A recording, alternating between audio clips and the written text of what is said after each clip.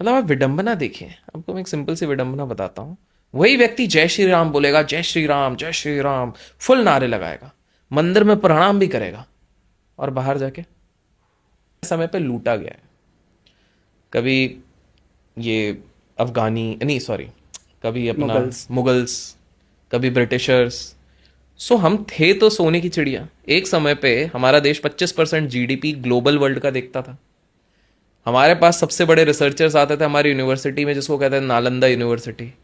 But ये बाहर से इतने अटैक्स हुए, इतना विभाजन हुआ, जिसके कारण डिविजन बहुत ज्यादा हो गया। तो हमारे पास रिसोर्सेस तो रह गए, लेकिन कमांड करने की क्षमता नहीं रही थी। हमारे दिमाग में वो कॉलोनियल हैंगओवर रह गया था। करेक्ट।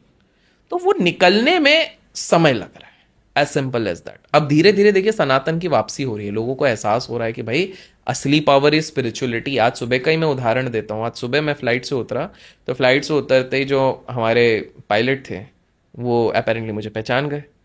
तो फोटो वोटो उन्होंने खींची, और उसके बाद जब उनसे वार्तालाप करी तो उन्होंने बताया कि सर आपके सारे वीडियो देखते हैं, आपसे सीख के हमने ये इन्वेस्टमेंट भी शुरू किया।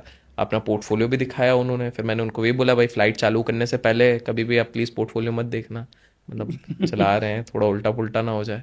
उनसे बात कर फिर मैंने उनके हाथ में देखा, रुद्राक्ष के वो जो रहते हैं वो हाथ में पहना और गले में पहना। वाला शिव भक्त?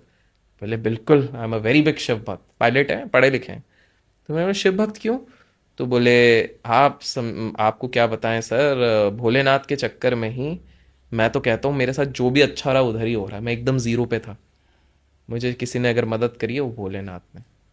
सो कहीं ना कहीं वह एक एजुकेटेड इंसान है, पायलट है, अच्छा खासा पढ़ा लिखा इंसान है, एंड मुंबई में ही रहते हैं। तो उन्होंने भी उस चीज़ का एक वो दिया हुआ है। हमने आपके ही वीडियो में पहले वृंदावन के मेरे खुद के किस्सों के बारे में बात करी है, कितने सारे किस्से हुए थे। और भी अगर आप देखेंगे कि जो प्रोस्पैरिटी वाली चीज़ आप बोल रहे हैं, तो पहले तो एक लैक ऑफ फोकस हो गया। दूसरी वाली आप चीज़ अगर देखते हैं कि कहीं ना कहीं हमारी हिस्ट्री को जो बिगाड़ा गया, हमारे खुद के लोग उसको समझने को तैयार नहीं है। अब वो सोचते हैं कि ये मजाक है, ये सही इतिहास नहीं है, जो मेरे हिसाब से गलत है। क्योंकि आपको समझना पड़ेगा माइथोलॉजी और हिस्ट्री में डिफरेंस क्या होता है। माइथोलॉजी वो होता है जिसको आप प्रूव नहीं कर पाते हो, फैसिनेटिंग फैक्ट्स होता है। आज जो मैं बातें कर रहा हूँ उसमें हमने आर्कियोलॉजिकल एविडेंसेस देखे हैं। आर्कियोलॉजिकल मतलब जमीन से जुड़े हुए एविडेंसेस देखे हैं, एस्ट्रोनॉमिकल एविडेंसेस देखे हैं, रिटन एविडेंसेस देखे हैं। वेद व्यास जी ने लिखा है 18 लाख वर्ष 18 योद्धाओं के बारे में, इतनी सारी चीजें हैं, और उनने लिखा हुआ है, इतिहास है as it is not a mahakavya और